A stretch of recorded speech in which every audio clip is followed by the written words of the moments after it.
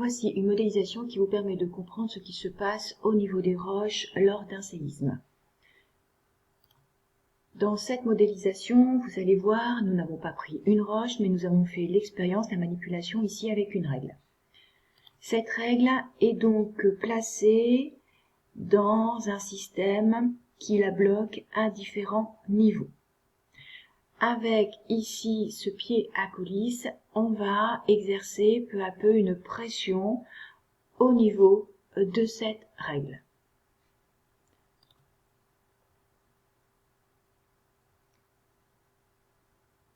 On exerce une pression, on exerce une contrainte.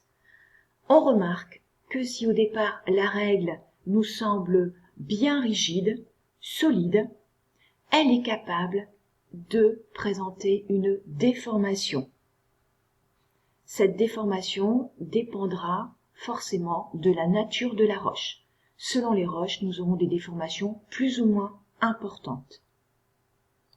Et d'ailleurs, si vous avez à la maison différentes règles à votre disposition, je vous demande effectivement de les prendre et de les manipuler, autrement dit de les tordre.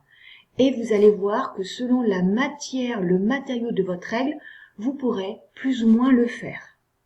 Il y a une déformation qui va donc bien dépendre de la matière de votre règle. Eh bien, c'est exactement la même chose qui va se produire avec des roches dans le sous-sol.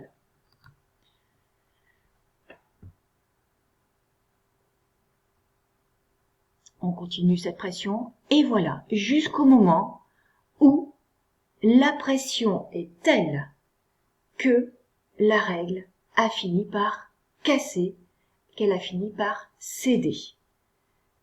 C'est ce qui se passe au niveau du sous-sol, au niveau des roches, quand il y a des pressions exercées sur elles.